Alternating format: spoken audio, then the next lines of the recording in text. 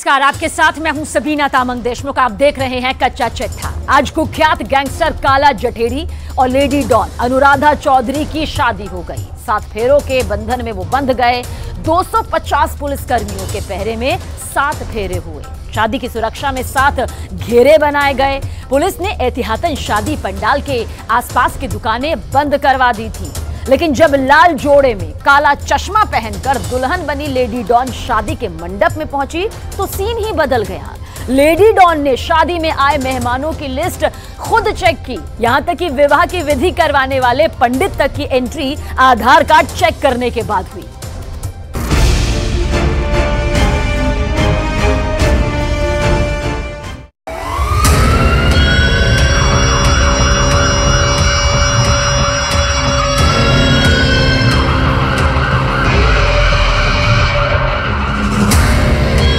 Crime कुंडली के mail से हुआ ये विवाह अनोखा है।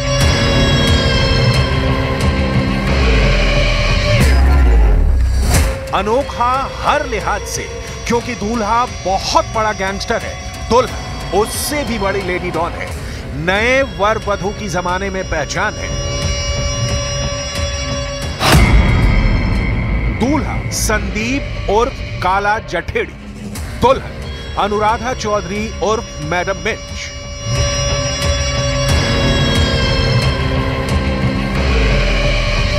एक राजस्थान का छटा हुआ गैंगस्टर तो दूसरी राजस्थान की लेडी डॉन, जिनके कुख्यात विवाह का किस्सा आज की तारीख में हर जुबान पर है।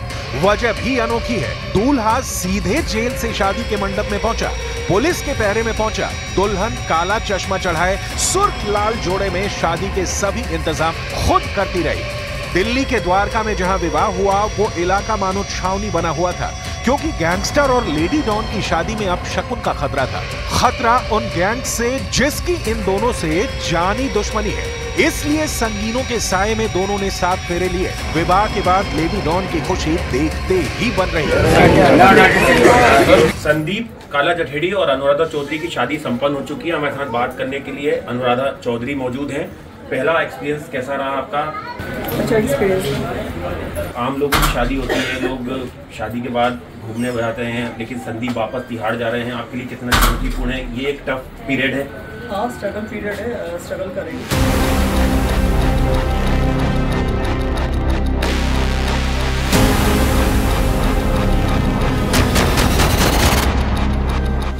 लेडी डॉन मोहब्बत को रिश्तों का नाम देकर चहक रही है, लेकिन इस विवाह के फेर में सुरक्षा बल की सांस फूल गई।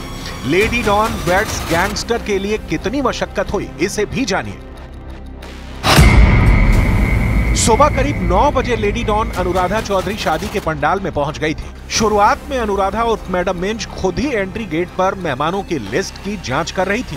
काला जठेड़ी उर्फ संदीप को दिल्ली पुलिस की 3rd बटालियन के स्वात कमांडो के साथ लेकर सुबह करीब 10:15 पर पहुंचे। शादी के पंडाल में पहली लेयर में गेस्ट के नाम की लिस्ट का उनके आधार कार्ड से मिलान के बाद अंदर जाने दिया गया। दूसरे लेयर में पुलिस के जवान मौजूद थे, जो जांच के बाद मेहमानों को आगे बढ़ने दे रहे थे। तीसरे लेयर में मेटल डिटेक्टर से होकर मेहमानों को गुजरना पड़ा। चौथे लेयर में पुलिसकर्मी खुद शादी की फोटोग्राफी कर रहे थे। शादी के पंडाल के आसपास के मकानों की छत पर भी पुलिसकर्मी और स्नाइपर्स तैनात किए गए थे। वरमाला और फेरे भी पुलिस की सिक्योरिटी में हुए। अमूमन हिंदुस्तान में जो शादियां होती हैं, शादी के बाद लोग हनीमून पे जाते हैं, लेकिन एक शादी आज देश की राजधानी दिल्ली में ऐसी हुई है जहां पर कि 2 गैंगस्टरों ने 7 फेरे लिए हैं। जी हां, और वो भी पुलिस के कड़े पहरे के बीच में। और दूल्हा वापस तिहाड़ की मंडोली जेल चला गया है, दुल्हन वापस अपनी ससुराल चली गई है। जी हां, बात कर रहे हैं कुख्यात डॉन संदीप उर्फ काला जठेड़ी की शादी की। और इस वक्त हम मटियाला के उसी बैंकेट हॉल में खड़े हुए हैं जहां पर कि संदीप उर्फ काला जठेड़ी ने लेडी डॉन मैडम मिंच कही जाने वाली अनुराधा चौधरी के साथ 7 फेरे लिए।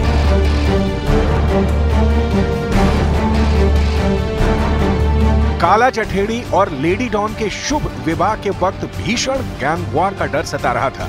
इसी आशंका से निपटने के लिए crime branch, special cell, local police और स्वाट कमांडो की टीम के पहरे में यह विवाह हुआ। ये शादी में दिल्ली पुलिस की पैनी नजर थी।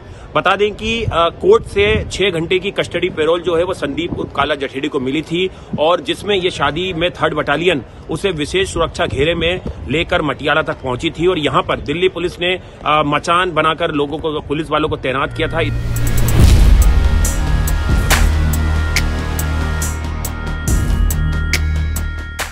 गैंगस्टर काला जठेड़ी को 6 घंटे की मोहलत में विवाह की सभी रस्में निभानी थी, इसलिए शाम को 4 बजते ही काला जठेड़ी को वापस तिहाड़ जेल भेज दिया गया। अगले दिन 13 मार्च को नवविवाहित जोड़े की घर वापसी की रस्मों के लिए एक बार फिर राहत मिलेगी। काला जठेड़ी और अनुराधा चौधरी का अफसाना 3 साल पुराना है, जब दोनों अलग अलग जुर्म के मामलों में वांटेड थे और फरार चल रहे थे। फरारी के दिनों में दोनों मिले, मोहब्बत हुई और फिर इन दोनों ने जमाने से छिपकर शादी भी रचा ली, लेकिन उस विवाह की न किसी को खबर लगी, न किसी की मान्यता मिली, जिसके बाद लेडी डॉन और काला जठेड़ी ने खुल्लम खुल्ला इश्क का इजहार किया, फिर विवाह किया। कहा यह भी जा रहा है कि मोस्ट वांटेड मैरिज के पीछे का मकसद काला जठेड़ी को पैरोल मिलने की सहूलियत है, तो लेडी डॉन के लिए एक सुरक्षित पनाहगाह का इंतजाम है। हकीकत कुछ भी हो, इस विवाह की कई कहानियां अभी बनती ही रहेगी।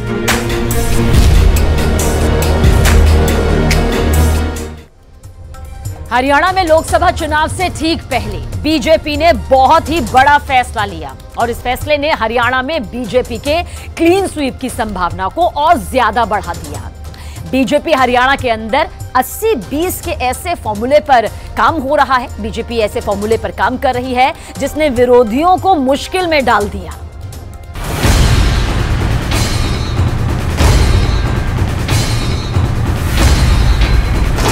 मैं नायब सिंह ईश्वर की शपथ लेता हूं कि मैं विधि द्वारा स्थापित भारत के संविधान के प्रति सच्ची श्रद्धा और निष्ठा रखूंगा। मैं भारत की प्रभुता और अखंडता अक्षुण्ण रखूंगा। मैं हरियाणा राज्य के मुख्यमंत्री के रूप में अपने कर्तव्यों का श्रद्धापूर्वक और शुद्ध अंतःकरण से निर्वहन करूंगा। अपने राजनीतिक जीवन के शुरुआत से ही लोकसभा चुनाव के ठीक पहले बीजेपी ने हरियाणा में अपना कप्तान बदल दिया है। हरियाणा के अंदर बीजेपी ने इतना बड़ा फेरबदल किया है कि विरोधी नेता चौंक गए हैं। मनोहर लाल खट्टर ने मुख्यमंत्री के पद से इस्तीफा दे दिया है, और इस्तीफे के फौरन बाद बीजेपी के ओबीसी नेता नायब सैनी ने शपथ ले ली है। आखिर अचानक हरियाणा में इतना बड़ा फैसला क्यों लिया गया, और अब बीजेपी में मनोहर लाल खट्टर का क्या रोल होगा? क्या इस फेरबदल का कनेक्शन 370 प्लस के टारगेट से भी है? आखिर इस फेरबदल के ठीक पहले क्यों प्रधानमंत्री मोदी ने खट्टर की तारीफ की थी? इन सभी सवालों का जवाब हम आपको देने वाले हैं। ये बीजेपी की आजमाई हुई कामयाब रणनीति है। ठीक ऐसा ही गुजरात में विधानसभा चुनाव से पहले विजय रूपानी को बदलकर भूपेंद्र पटेल को गुजरात का मुख्यमंत्री बना दिया गया था, और पूरी की पूरी कैबिनेट बदल दी गई, जिसका नतीजा गुजरात में बीजेपी की सबसे शानदार जीत दर्ज हुई थी। हरियाणा के नए मुख्यमंत्री नायब सैनी बीजेपी के ओबीसी लीडर हैं। नायब सैनी कुरुक्षेत्र से सांसद हैं। अक्टूबर 2023 में ही बीजेपी का प्रदेश अध्यक्ष बनाया गया था। 25 जनवरी 1970 को अंबाला के गांव मिर्जापुर माजरा में उनका जन्म हुआ था। अपने सामाजिक जीवन की शुरुआत नायब सैनी ने राष्ट्रीय स्वयंसेवक संघ से की थी। साल 2014 में नायब सैनी नारायणगढ़ से विधायक बने। हरियाणा के फेरबदल की बड़ी वजह दुष्यंत चौटाला की पार्टी जन नायक जनता पार्टी से गठबंधन के टूटने को भी बताया जा रहा है। हरियाणा में पिछली बार के लोकसभा चुनावों में बीजेपी ने सभी 10 लोकसभा सीटों में जीत दर्ज की थी, जहां रोहतक में जीत का मार्जिन कम था, लेकिन वहीं बाकी की 9 लोकसभा सीट में जीत का मार्जिन काफी बड़ा था। लेकिन जननायक जनता पार्टी लोकसभा की 2 सीटों की मांग कर रही थी, लेकिन बीजेपी सिर्फ 1 सीट देने को तैयार हुई। आखिरकार यह गठबंधन टूट गया, सहमति नहीं बन पाई। उम्मीद थी कि गठबंधन हो जाएगा, क्योंकि गुरुग्राम दौरे के दौरान प्रधानमंत्री के मंच पर डिप्टी सीएम दुष्यंत चौटाला मौजूद थे। लेकिन फिलहाल बात बिगड़ चुकी है। बीजेपी दुष्यंत चौटाला से रिश्ता तोड़कर ये साफ संदेश देना चाहती है कि वो हरियाणा में गैर जाट की राजनीति करेगी। हरियाणा में गैर जाट वोट 80% और जाट वोट 20% है। दुष्यंत के अलग अलग चुनाव लड़ने से जाट वोटों में बंटवारा होगा, क्योंकि इससे जाट वोट एक तरफा भूपेंद्र हुड्डा की अगुवाई वाली कांग्रेस को ही नहीं मिलेंगे। इससे बीजेपी को कुछ सीटों पर फायदा हो सकता है। हरियाणा के यशस्वी मुख्यमंत्री अपने मनोहर लाल जी का मैं दिल से धन्यवाद करता हूं और पार्टी ने, संगठन ने जो जिम्मेवारी दी है उसको 100% पूरा करेंगे। 10 की 10 लोकसभा की सीटें जीतेंगे हरियाणा की और बड़े मैंडेट के साथ जीतेंगे। चौधरी वीरेंद्र सिंह के बेटे और हिसार से बीजेपी सांसद विजेंद्र चौधरी भी अब कांग्रेस में जा चुके हैं। सवाल ये है कि क्या ये भी बीजेपी की गैर जाट राजनीति का ही हिस्सा है? लेकिन मनोहर लाल खट्टर को मुख्यमंत्री पद से हटाए जाने पर राजनीति भी हो रही है।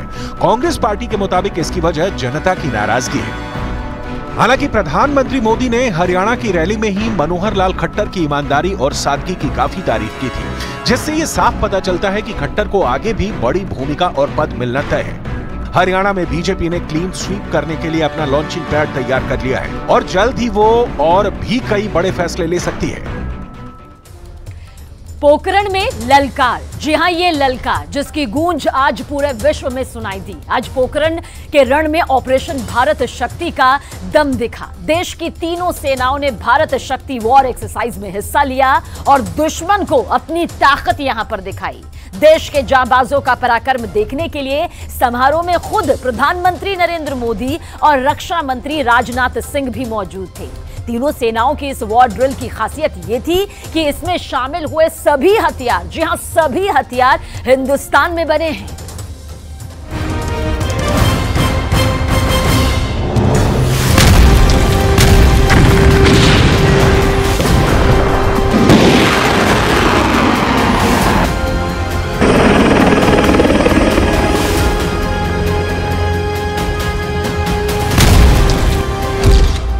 तेजस ने उड़ाए दुश्मन के टैंक।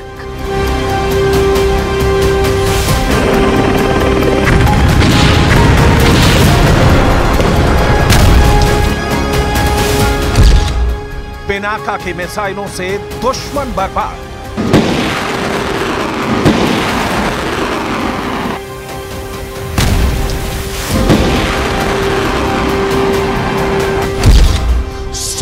ड्रोन से दुश्मन पर प्रहार।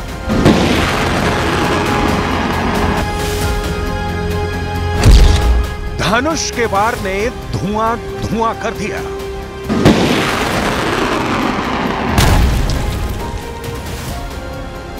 आसमान में गरजती ये खतरनाक किलिंग मशीन्स।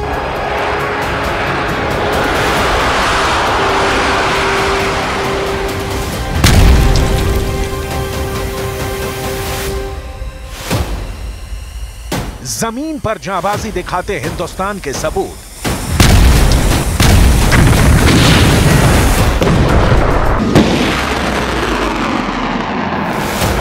और चारों दिशाओं में गूंजता विजय घोष। ये नए भारत का आह्वान है। ये नए हिंदुस्तान की भारत शक्ति है, पूर्णतः स्वदेशी। ये तस्वीरें हैं देश का सीना फख्र से चौड़ा कर देने वाली, और ये तस्वीरें आई हिंदुस्तान के पोखरण की धरती से, जहां भारत की तीनों सेनाओं ने ज्वाइंट एक्सरसाइज की। जब ये सब कुछ हो रहा था तो खुद वहां देश के प्रधान सेवक नरेंद्र मोदी मौजूद थे, रक्षा मंत्री राजनाथ सिंह मौजूद थे, तीनों सेनाओं के सेनाध्यक्ष भी मौजूद थे। तीनों सेनाओं के जवानों का ये युद्धाभ्यास 50 मिनट तक चला, लेकिन इतनी ही देर में मादरे वतन के सपूतों ने अपने दम खम से दुश्मनों को संदेश दे दिया। आज पूरा देश भारत शक्ति का ये उत्सव शौर्य की भूमि राजस्थान में हो रहा है, लेकिन इसकी गूंज सिर्फ भारत में ही नहीं, पूरी दुनिया में सुनाई दे रही है। भारत की तीनों सेनाएं जब मिलकर किसी ऑपरेशन को अंजाम देती हैं तो देखिए क्या होता है।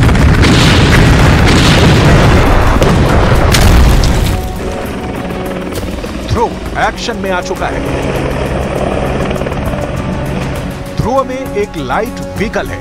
ठीक उसी वक्त दूसरा ध्रुव हेलीकॉप्टर थल सेना, वायुसेना और नौसेना के कमांडोज को ड्रॉप करता है। इस ऑपरेशन में सभी कमांडोज के पास स्वदेश निर्मित हथियार है। तभी अंडरग्राउंड हाइट में छिपी लाइट स्ट्राइक व्हीकल एक्शन में आ जाती है और शुरू हो जाती है गोलियों की बौछार।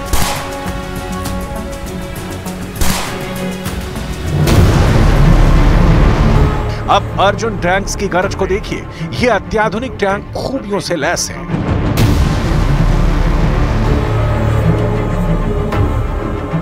देखिए, जब ये युद्ध के मैदान में दहाड़ता है तो क्या होता है।